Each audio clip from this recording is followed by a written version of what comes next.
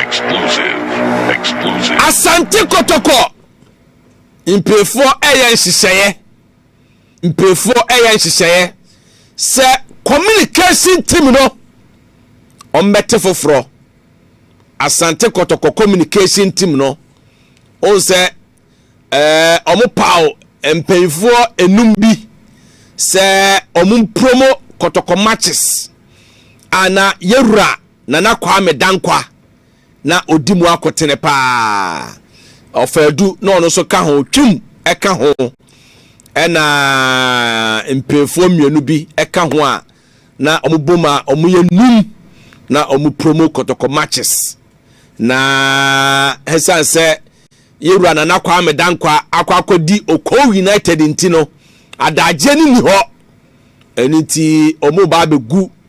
eye communication team no na se omo ba bete foforo ombe yen sakraye wom na se ne be ya match days bia no ana match day bia no omotimi apromo Kotoko matches no na aye fefefe enso ewo ho ntiweni nsema enu su free Asante Kotoko asoye ede eba ewia me ka che se Kotoko ene goil omo areti agreement se awale so no omo etrem omo toaso na bibia enso etimi akonkan na onum se na contract no anase awareso no etrem dada na because of say na golfo no ase omo twetwe omo na ase twetwe omo na ase na ewurade nchaade bibia aye kama ema awareso no omo toaso na onum se na ekawom free last year nyina September ebe nyina no omo se omo sika neku ene omo shase this year start etua de ama Asante Kotoko nti ebe start January ya etwem ya no omo start etua manti bia kakra sa de ama Asante Kotoko nti Asante Kotoko ne goil no we ena meka kireo enso ewo ho na Asante Kotoko ne Star Assurance meka kireo se ene adwumei meka mu nsempa e de akireo Asante Kotoko ene Star Assurance dia metete sa Asante Kotoko former CEO na ya mponsa ono ene kopesa sponsorship e de bae Star Assurance na die tiene se ababa wana oye panyi oso ohwe ema Kotoko yetua Kotoko kano mame Veronica Komi 8.3 FM mame Veronica Komi ai eye private life de enemu no yenyantia se one former CEO yewura nana yaw amponsa yes oni yewura nana yaw amponsa ai omu oba yes omu nya ba wom ewo contract no omu nya ba wom na maame no ena oso ohwe nanka Asante Kotoko enya omu sika efrisa Star Assurance for no maami waka ade no ahye mpaase maame no mpese obema Asante Kotoko ne Star Assurance aware fa no anasa aware so no etimi edimu nti mami anso enana na odi save Ghana football for etia omoye demonstration say Ghana football akofom oti ase oye panyi e Star Assurance 8.3 FM ai Veronica Komi yes Veronica Komi oye panyi e Star Assurance ai na mami aye chinchina twan ono so se Ghana football say club no so o se ohwe na yetua omoka no no munya bi di twa players ne ka no so a aye chinchina twan nti mami Veronica Komi o se Ghana football say wadaroma hwe na Kotoko ne Star Assurance aware so no enimu na enkonanim why yes raw pa mami Veronica Komi ai nti yesrew pa se na wo si ka se Ghana football no kofom no clubs no behie ska na omudia aye omudada dwumadie nti hwe na bibia anya kama why meda sepa se wotie na supem de amaye Asante Kotoko tita afọ no hwe wonim FM so obema nyema aye kama de amaye House of Folk 20-man squad mensa kan wa ha etena eno no mudi free nkran ebe piemu ewo eye nsu atre na Sunday makacho se coach Abubakar Watara wakache mpefo se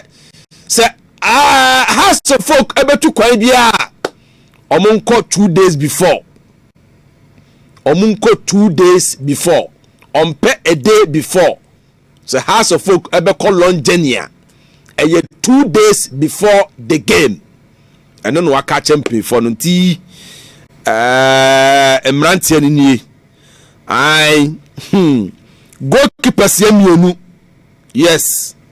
Osei Bonsu ono eye goalkeeper Osei Bonsu Silver 98.3 FM oye goalkeeper ono ebe kobi ai ono ebe kobi Osei Bonsu Osei Bonsu ono be kobi pa enuati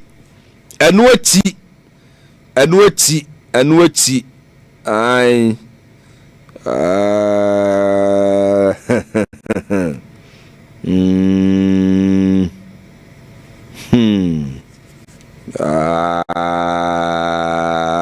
we de me hu ntemo be me ye hu adwuma pa me ye hu adwuma ti mame mo boss squad ni nwie na afi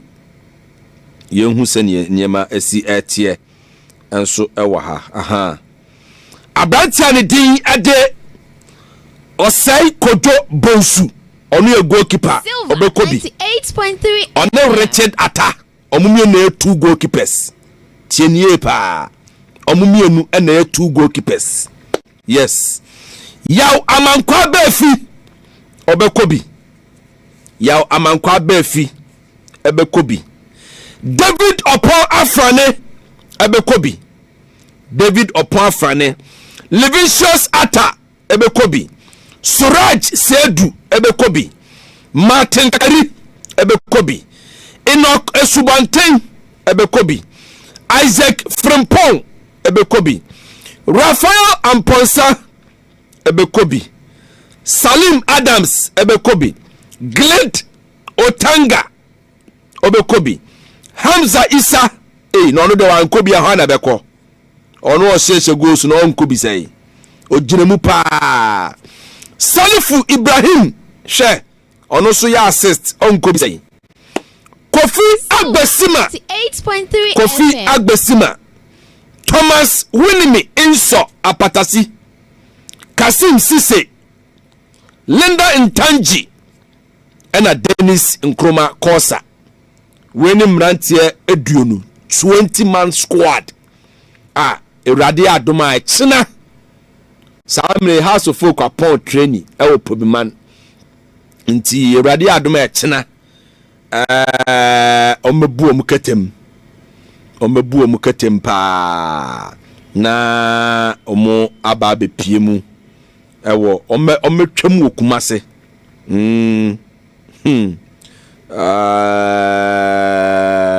nyasam ketu akra na kumapim yes kumapim group no WhatsApp group no kumapim WhatsApp group no planning committee ya frano ASP Nimo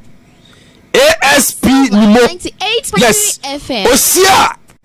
IMC chairman Nana Epinkra ai ona ye kontompo hene ai kontompo na fere Nana Epinkra ena afei Kotoko legends any executives no yewura Lord Opokunti ai omuhia eye meeting Nyankopon ya aduma ai kuma pem WhatsApp group no me catch us say a 3rd of March. A 3rd of March. Yes, 3rd of March. I ena dwumedie no baso ewo Royal Cockpit Hotel. I medinka catch us say openia obe grace occasion no eye bafo owusu amankwa tia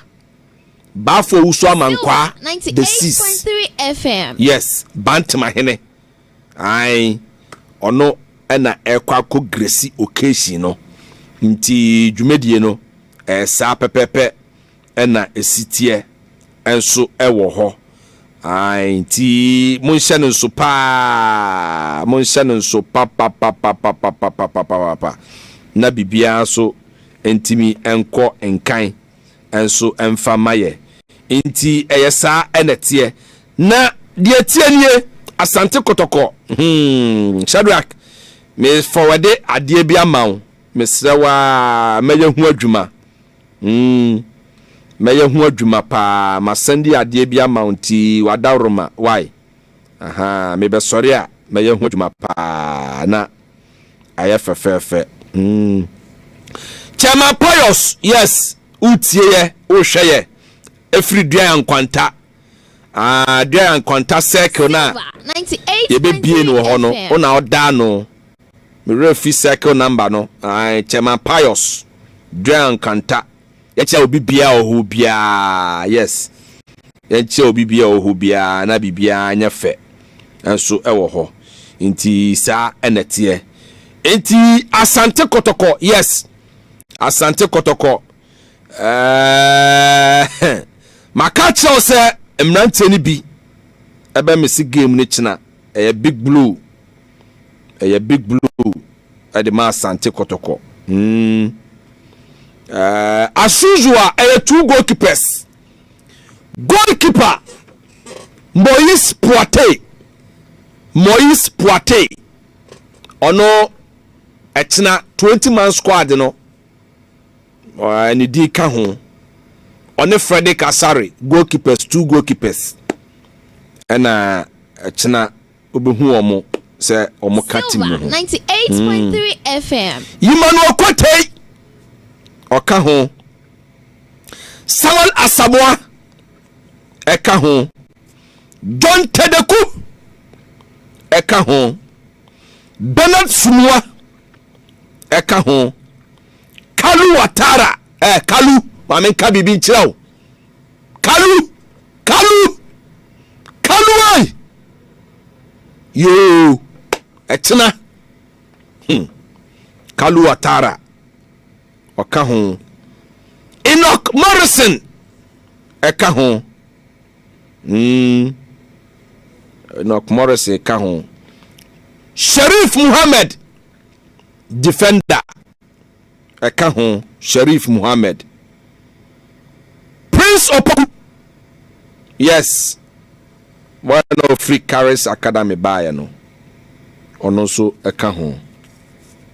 Silver 98.3 FM. Rocky Gamina Peter Amidu Akwa Nuruddin Yusuf Wema Muhammad Henry Ansu Michael Chey Gamina Stephen Mukwala Justice Blay Andrews Intimenu Andrews ubebi ache Andrews Intimenu Baba Yaya or several ne cars and the suspension no and a Shadrack Ado when him ran here doing 20-man squad Yankopon ya adoma china 6 p.m. Uya Kotoko ni a entrefie game no nya game wa entrefie kone ko support team no Asante Kotoko 98.3 FM. Upase team no je trophy and as a G League na entrefie etina numero 6 p.m. now ko support team, yes, eno no asema da ho no ye sure say chema pious dua nkwanta munya beba behebo ni bi o de bia wo ba park wati ase enti wo ye Kotoko achi tani e besre pa entene fie ko bra baba yara na be support o club no na bibia so enye kama ti asama da ho no tena game no enye game wa enye game e da form Nicholas Mensah or suspension on your red card. Nicholas Mensah suspension. Richmond Lamptey FM. Richmond Lamptey. I'm a for Busam say alright, my candidate or suspension 3 yellow cards. Nicholas Mensah by no or the red card. Otiasie against Heart of Lions. Our Pandu last weekend on your red card 2 yellow cards in the game no and a cambo my red card into ono no nka ho Nicholas Mensah ya suspend ya ban 1 year now 7 year no about 2 matches J Kufuor Cup and a league match Kotoko ball no Pandu no wonya red card and also on ho Isaac Oponema amanfo send messages na owo he Isaac Oponema Isaac Oponema abranti area o say ye said that ni nu yesu mojem 98.3 FM. Yes we o say me said that do cost of water ho no de ne se gu so o ti ase because kakra pam Isaac Oponema on also mixi game no china ipra ena edokro Isaac Oponema into 3 key players Richmond Lamptey, Isaac Oponema ena Nicholas Mensah omunyina echama mixi game no Uye Titania also Tenefie. Tenefie. Uye Titania also unko park enko support you enko bo players ni yo ni mumume. Also Tenefie. Tenefie. Chana game no nye game a eda form. 98.3 FM. Chana game no nye game a eda form. Asamna na maka kire wo no. Ti mesre. We baba yara haya kumasi haya ne ebo no nye kwando. Enye tamale against Bibiani Gold Stars. Exebe game oh ha ye be hwe game papa men kan da down. Ye be hwe game Prince Kwabro Usuba Bibiani Gold Stars. Oti ase Prince Kwabro Usuba Abednego Tete eba Emmanuel Apeu eba ha! World best! Yeah.